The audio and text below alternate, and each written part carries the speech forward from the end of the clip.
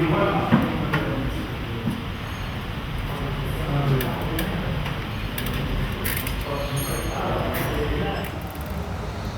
at Swarkestone Nursery for the October edition of Greenfinger Tips with Mark Smith. And Mark, what are you up to today? I'm going to do autumn and winter hardy tubs. It's a great time of year to try and introduce a little bit of colour into the garden, and doing a winter tub is absolutely ideal. So what I've got here is a little attractive half barrel plastic tub, and I've just started filling it with a multi-purpose compost. This has got johnniness in, so it's got a bit more body to it, and it's ideal for long-term planting and things like that. So years ago, the only choice you had with plants was just mainly pansies, traditional pansies that went in the container, and that was your choice. And maybe if you was lucky, if you wanted to get a bit extravagant, put an ivy in there to trail over. But these days there's a lot more choice with the type of plants you can have in the container, and giving you a lot more interest as well. I mean, we've got I've just shown you the pansies there, these violas, which are much more smaller flower, compact habit, bags and bags of flower. Instead of big flowers, you get masses of small flowers. Always good to have a bit of flower, and these will last right the way through from October right the way around to summer bedding next year. Right, okay. So they give you value for money. They're absolutely fantastic. So just running through a few of the plants that we have here. I've got a tray full, a mixed tray of various bits and pieces. We've got Leucothoe here, which is an evergreen plant. All the new growth comes out this bright red, very attractive as it's grown, flushes of bright red.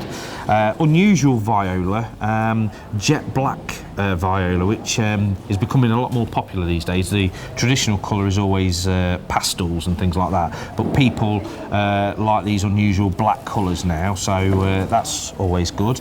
The little grass here, the golden grass, is Ogun. It's evergreen grass, has the effect of going up and out, but that's evergreen, so you'll get that bright yellow colour right the way through the winter. Personal favourite of mine is bluegrass. This is a Festuca bluegrass. Again, evergreen, so it'll give you that bright colour right the way through the winter. Stays quite compact.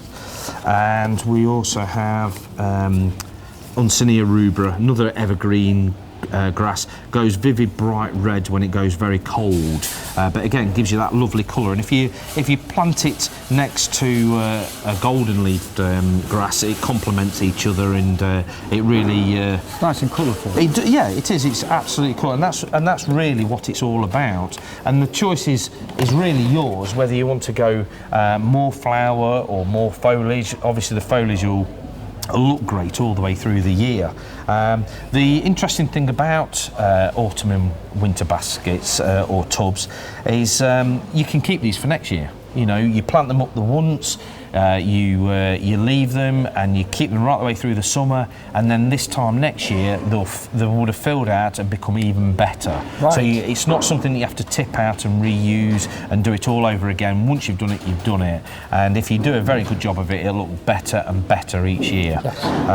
So we've got a number of plants here, so we'll crack straight on. Yes. and start this. So the traditional thing is to have a centrepiece in the tub, and then you work backwards and down from that one. So what I've got here is a plant called Cypress Goldcrest, which is a conifer, evergreen conifer. And it's actually got a scent of lemon, which is really, really nice. Really vibrant, bright yellow, so it complements well against, if you're having all pansies in there, the green foliage complements against the conifer. So I've just put a bit of compost around there just to keep it upright, basically. We're looking forward to how this is going to look then, Mark. Yeah, it's. I can smell the lemon scent already. It's coming out now. Yeah, it's nice to have a little bit of scent when you're going past the tub. You can't help but brush the foliage, and you get the lemon scent from it. So yeah. So is there any particular plants that you particularly like that's took your eye? complement some red and some yellow, like the evergreens. Yeah. I think they're and violas. Okay. Well, I've got some cyclamen here. These are hardy cyclamen. You've normally got indoor cyclamen. Well, these are hardy to -5, and these are a great alternative to pansies. So I might put a few of these in, and you just squeeze the pot, and out it comes. Very, very easy. Just make a little bit of a hole there. Now, the amount of plants that you put in is entirely up to you. It's all to do with your budget. So there's no restriction? No, right, no. Okay. It's just simply what your budget can cope with. So it's all right if they're like messed up together? Yeah, these will be quite, because I like a really full tub, so I'm going to put these in quite tight. And it's a bit firm. So it doesn't affect the growth of the plants, even if they're too compact? No, I mean, in the winter they don't tend to grow that much anyway, so it's probably better to fill it quite tight, because during the winter months it just will not put on any growth at all. So when you pot it up, that's probably the most it's ever going to grow. It's during next season while it's growing that it'll put on the growth. So, depending on if this is going to buy a wall or something, I would try and put all the trailing plants at the front. If it's going in the centre of a patio, then you could put trailing plants all the way around the outside there. But if it's going against a wall, then just put them all on one side. There's no point in putting trailing plants on this side if this is going against a wall. So I'll just put an ivy in. It's nice because that just softens the edges, putting an evergreen ivy in there. This is a small leaf one, so it won't really grow that much. So what compost are we using? This is a multi-purpose compost with added John in it. Got a bit of body to it. It's got a bit of gravel because it's good to have a bit of drainage in there, especially in the winter months when it's going to be raining. So it will free drain all the moisture away from the roots because they'll end up rotting if you're not careful. Also, a nice thing to do with these winter tubs. We're in October now. You can buy bulbs. So you can plant daffodils as a layer. You fill it up so far, you plant a layer of daffodils and then plant on top of the daffodils. Right, okay. So come springtime, you'll start to have the daffodils come up through the plants, and that's quite nice. It gives you that extra bit of colour a little bit later on. So let's tease it for next month, Mark. Is it? Yeah. It's nice. It just gives you a little bit of a surprise in the spring when the bulbs come up. I like to see that in theory. Yes, in theory. Exactly. In theory. So I'll tell you what, we'll put a few of these violas in there. Right. Again, pretty much like the pots, you just give them a bit of a squeeze around the plastic pot, and it should. Oh, that was one for the. Outtakes. So there we go. There we go. Yes. And then see. Hopefully, I've got my colours right. Ladies tend to better judge of colours than guys. So hopefully, It has been said. It has been said. So these fill in around the edges. It's quite a quick job. It's a lot quicker job than the summer baskets. The summer baskets tend to be a lot more involved, you know. What's the white around the plant? That's actually the roots. That's the that's the pansy and viola roots tend to be quite white, so they look like webbing. You know, it looks like. It's just something I've never seen before. Yeah. It's just. All plants have different coloured roots as well. You can have white, yellow, black, you know, brown. And then one more. And that hasn't taken you very long to do either. No, it's very, very quick job. It's well worth doing. It's not a chore at all. I love doing winter tubs and baskets because you get a really good effect. You get plenty of colour when there's not really that much colour at all, and very easy. And if you wanted to, you do 2 or 3 that all matched exactly the same. So you've got a little family of them. So that's basically, in essence, done. Like I say, a lot of the other plants that you could do is you do the same tub, but have a collection of maybe 3 grasses, and something as simple as that. you haven't got any flower, but you've got good foliage colour, and they all complement each other. They contrast really well with the foliage. So just do 3 plants in a tub like that, jobs are good, and they fill out and give you colour right the way through the winter. Excellent. So you can do anything. It depends on what your imagination's like and what you're. If you want flower, go for flower, but if you want foliage, just go for foliage. There's plenty of choice out there. A little tip also, the compost that I've used has got a little bit of fertiliser in, but it's always good to just put, about a tablespoonful of fertiliser and just go round. Just sprinkle it in the base there. That breaks down slowly as the rain washes into the tub, or if you decide to water it if it stays a little bit dry. And the fertiliser breaks down slowly and slowly feeds the tub over 6 months. Right. So you haven't got to worry about feeding it. It makes it all look lush, and the foliage colours look really good as well. So there's your winter tub. Very, very quick thing to do. An easy sort of planted up tub to do over the weekend, and it's well worth doing. So even for a beginning gardener, an amateur gardener who's just started, that's easy too, mate. It is. It's all you really need to know about these tubs is what you like the look of. The colours, the kind of look you're trying to achieve. Like I say, if you wanted flower, go for the flower.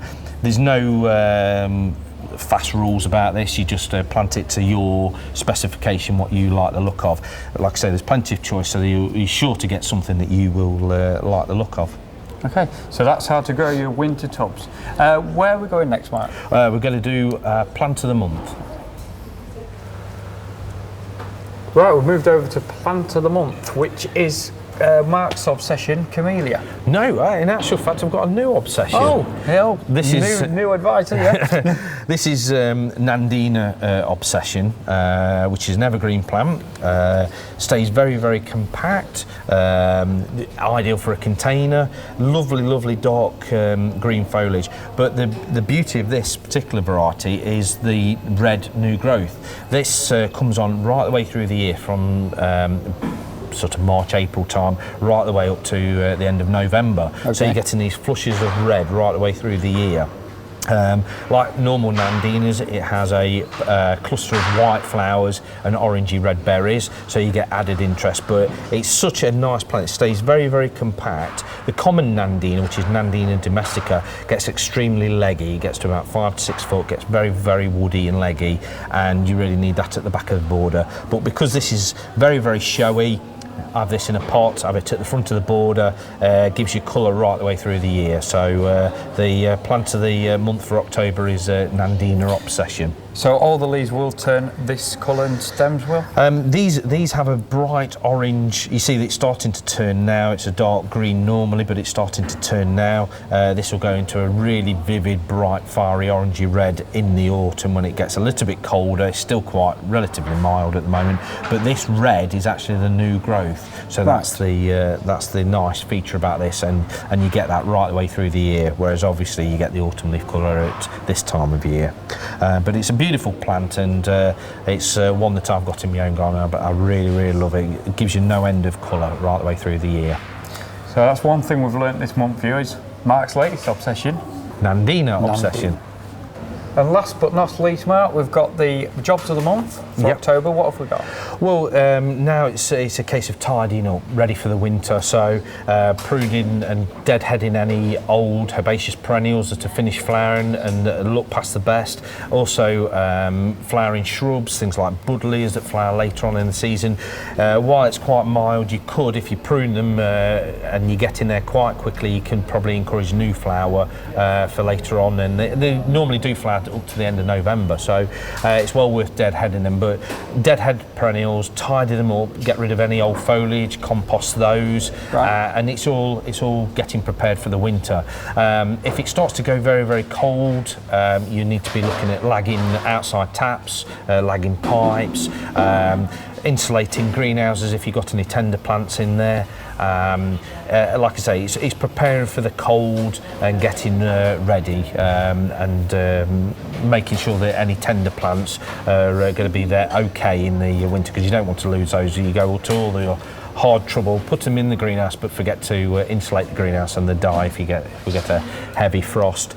Also, while it's still mild, it's not raining too much, then you could apply autumn lawn care. It's still a great time to put on autumn lawn care, particularly moss killer. If you put the moss killer down now, you won't have a problem during next spring and things like that. And also try and spike it with sand, lawn sand as well. Again, that helps with drainage and it improves the lawn, and you get a much better lawn for next year. Right, okay. If people want to get in contact with you, how do they go about it? Well, there's the normal way by telephone, which is Derby 01332 700 800, or they can get us via email, which is info@Swarkestone Nursery, remembering the E in Swarkestone, .co.uk. They can also find us on Facebook. We've got our own Facebook page, and if you put in the search bar Swarkestone Nursery, remembering the Ian Swarkestone, you'll find us that way, and we've got various events coming up, and you can find out all about those on the website as well. Okay, just saying that, remember the E in Swarkestone, do a lot of people forget it? Is that? They do. When they try and email us, they say we don't get ever a reply from you. It's SWARKESTONE, but a lot of people forget the E out of Swarkestone because it's silent E. Okay, thank you very much, Mark. No problem. That was a very interesting trip round again. Thank you.